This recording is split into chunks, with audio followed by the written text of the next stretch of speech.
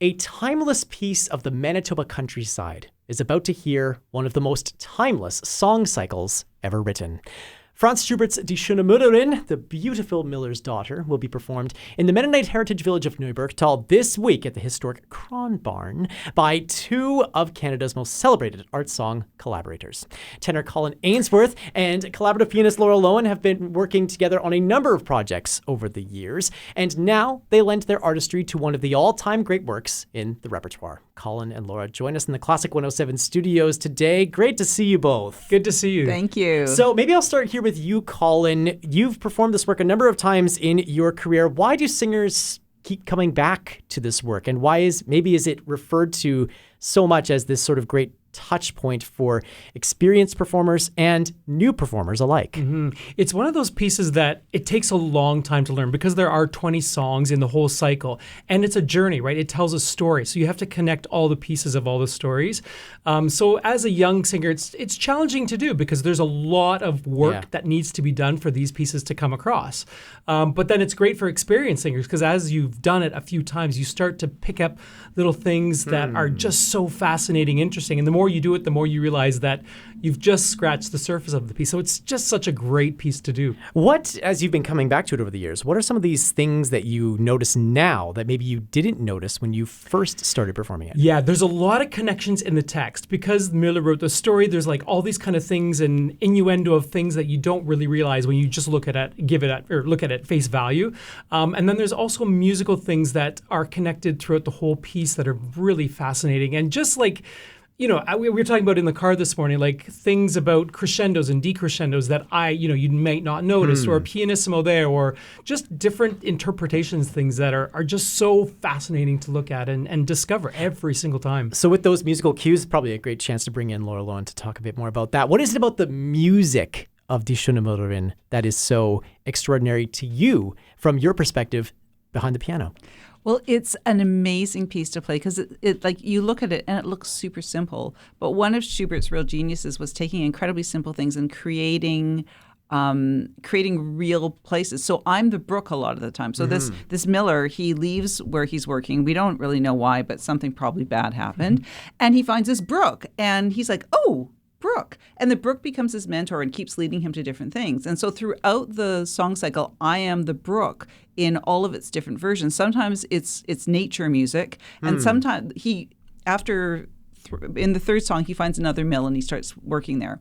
And then all of a sudden it's very industrial. And it's also Schubert at this time in the Industrial Revolution looking at nature and the Industrial Revolution and how everything was changing. And that's all in the music.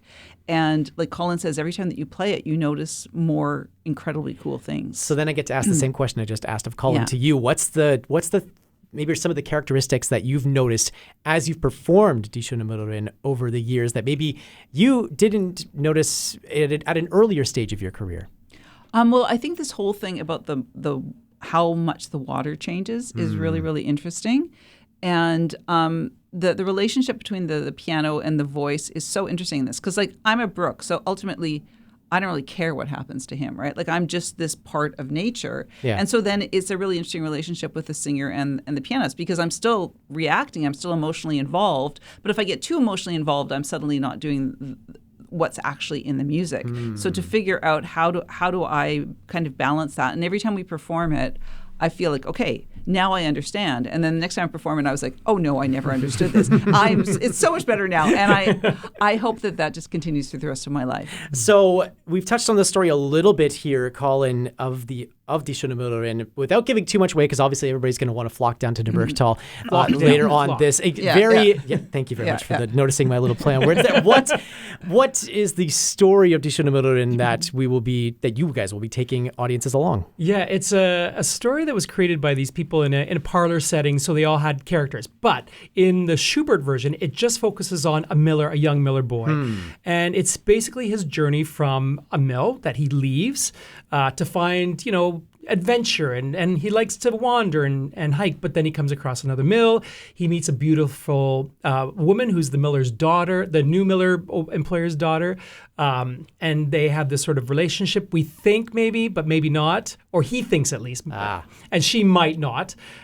She meets a hunter who she falls in love with, which devastates our Miller. So it just kind of takes you through that arc of a story. Okay, so it's a different thing entirely between performing in an operatic context, something that has a lot of story attached to music, to a song cycle. And obviously, Colin, you've performed in a lot of both of these arenas in the course of your career. What is the difference between telling a story in this type of a setting, you and a piano, and something that's a bit more of a sit down in a rocking chair sort of a story versus a shouted from the stage kind of a story? What are the different nuances that you have to take into something like that? You know what? I used to think that they were so different, that they were not the same thing. But in some ways, they're so similar. Like you are telling, there is so much drama in this music that comes across as you perform this piece, and you have to give it that much energy. Now, of course, with an opera, you get the set, and you get the lights, and you get the theatrics of it. Right. So it's kind of a focused down played version of an opera. Like it's telling a story. There's drama, there's emotion, there's, anger and love and happiness in a smaller setting. So I used to think, oh no, I'm just going to stand here and, perform this piece. But it really is about this drama and telling the story. And that's the most important. That's what singing is. It's about telling stories. And it's such a challenge because there's such short little snippets. So Sure. like in a 2-minute song, you're telling like a huge story. And so for me, it's like poetry. It's like oopsie, I will not break that. I'm so excited we're going to knock all the water over. But like in 2 minutes, every note has to matter, right? Yeah. Because you don't have 20 minutes to tell the story. It's just there. Yeah. Sure. This is a work we've mentioned. It's sort of timeless nature. Yeah. It's renowned nature. What sorts of pitfalls maybe do you find, Laura, when you are approaching this work that is so famous, to try and put your own stamp on something like this as a performer?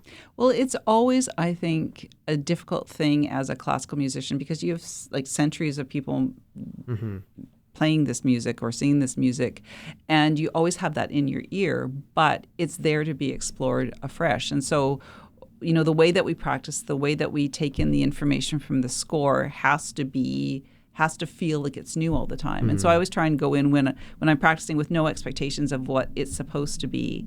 But I always want to feel like I'm a student of this score. The composer has given me this gift, and it's going to lead me down a path that I probably can't expect. And for me, that's a way to keep that fresh. And then you listen to as many performances as you possibly can and see like what choice do those people make with the same information that I have. And lots of times they make kind of the same decision, but every so often someone does something that would have never entered my mind. And it's so exciting because suddenly all of the barriers I've put on to what the music can be are just blown away, and you see so many more possibilities in it. Wow. Another unique element of this performance is that it's taking place in Neubergthal, in the Mennonite Heritage Absolutely. Village, in a beautiful setting. What do you think that performing in that kind of a place adds to the experience that the audience will have this week? Well, Colin's never been there. Well, I know. So this is no why I'm idea throwing what this Super at you. exciting, yeah. So it's one of my very favorite places. It feels like a place where magic happens, where things happen that wouldn't happen anywhere else. And Marguerite and Paul Krahn, who own it, like they love music making, they love art, and they create a place where, again, it feels like anything's possible. So we're performing in their living room, actually, because that's where the upright piano is. We're not going to use the electric piano upstairs. Sure. And so it's a very intimate place. I think we love doing house concerts. Colin and I do a lot of house concerts. And to get rid of the formality of the concert hall and just to be close with people and that we're all experiencing this music together, that we get their energy and they get our energy in a new way is different there because it's so amazing. And we're going to be staying there at the herdsman's house and kind of, Colin will get a very good prairie experience at the end of August. Yes. Yeah. Arguably the ultimate prairie experience to be in the Mennonite Heritage Village like that. Yeah. Colin, there are going to be a wide variety of people who are taking in this music. Some people who might know Franz Schubert or even Die schöne Müllerin, but some people who have no idea maybe what to expect. What do you hope that somebody listening to this story for the first time takes away from this experience? This piece is really fascinating the way that it has these melodies that kind of stick with you all the time. And Schubert has a great way of taking the lyrics and matching those with some fantastic, things that happen in Laura's part in the piano, like, fireworks or a mill that you can hear. Like, there's so many things that you can just sort of take away, and without even knowing what the words are saying, you can kind of garner what's happening in the story. Schubert's fantastic that way.